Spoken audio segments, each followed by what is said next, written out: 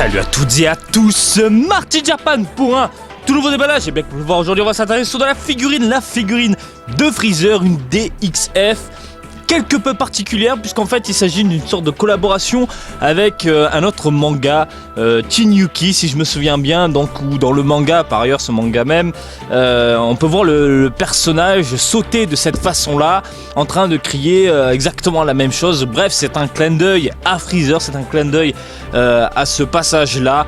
Eh bien, Banpresto a décidé de sortir une figurine de ce personnage-là et en même temps une figurine de Freezer, comme vous pouvez le voir ici.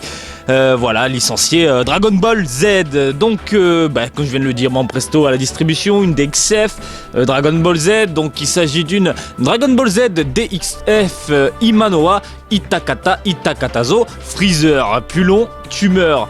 Bref, c'est sorti le 13 mars 2017 dans les Game Center du Japon. Comme d'habitude, je vous le rappelle, les figurines en général, les figurines Banpresto sont destinées aux UFO Catcher, au Game Center. Donc c'est à nous de nous rendre dans les salles d'arcade pour essayer de la choper pour quelques yens. Mais bien évidemment, il y a divers revendeurs au Japon qui se procurent le joujou, les exposent et les exhibent dans les rayons à des prix plus ou moins variés. Donc pour le coup, on peut la choper entre 1500 et 2000 yens.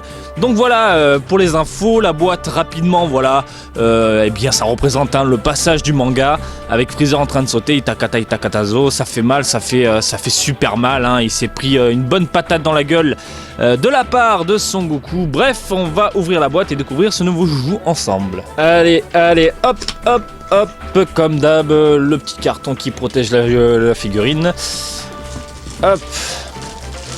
Donc si vous suivez mes petits reportages Japon en convention et compagnie, je vous en avais fait plus ou moins une preview.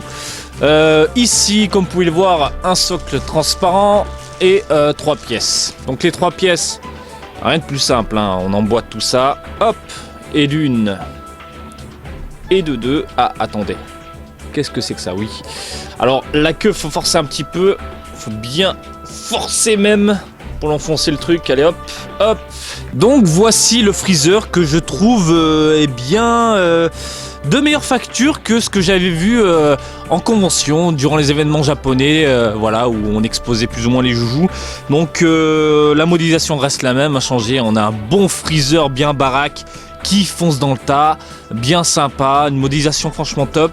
Et au niveau des couleurs, eh bien je ne m'y attendais pas. Au final, ils ont mis quelques nuances, quelques contrastes par-ci par-là. Je sais pas si on peut le voir à la caméra, mais ils ont mis une sorte de bleu ciel léger, voilà, au niveau des muscles pour bien prononcer justement sa carrure. Voilà, qui met le dos il est juste baraque de dingue. C'est ouf quoi, c'est ouf.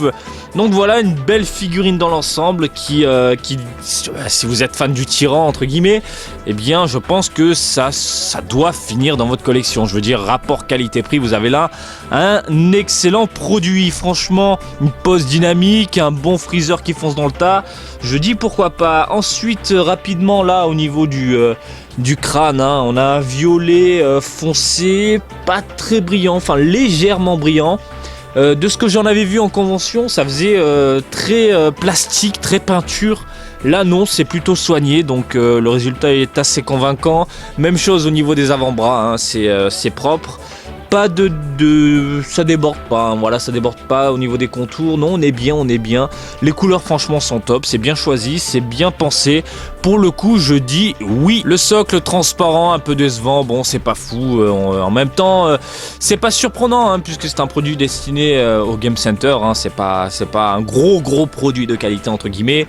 Et vous avez là, j'avais oublié, 2 petites tiges pour maintenir la figurine comme il se doit. Donc voilà, comme vous pouvez le voir, au niveau du genou, hop là, et au niveau du pied, ça s'emboîte, voilà, les 2 petites tiges et puis basta. Et une fois posé, on a une pose ultra dynamique à mettre en scène, pourquoi pas avec un autre Son Goku, ça peut être sympa. Mais franchement, je la trouve super classe. Niveau taille, qu'est-ce qu'on a? Eh bien, on a du socle compris pour ne pas changer, du 17 cm, voilà, entre 16 et 17 cm. Donc pour conclure, voilà, je trouve que c'est un assez bon produit, franchement pas très cher. avec un bon petit Freezer qui rentre dans le tas, je dis pourquoi pas. Donc encore une fois, si vous êtes fan de ce méchant là, de ce vilain là, laissez-vous tenter, vous n'allez pas être déçus, surtout si vous avez un Son Goku à mettre en face. Il y a de quoi exhiber tout ça chez vous et de mettre en valeur vos joujoux. Voilà, j'espère que ce petit déballage du jour vous a plu. Comme d'habitude, je vous invite à me suivre sur Twitter, Marty_Japan pour de l'actu Dragon Ball en direct du Japon, mais aussi sur Facebook, Marty Japan du DBZ au Japon. Et je vous dis à très bientôt. Allez, salut, bisous, ciao ciao.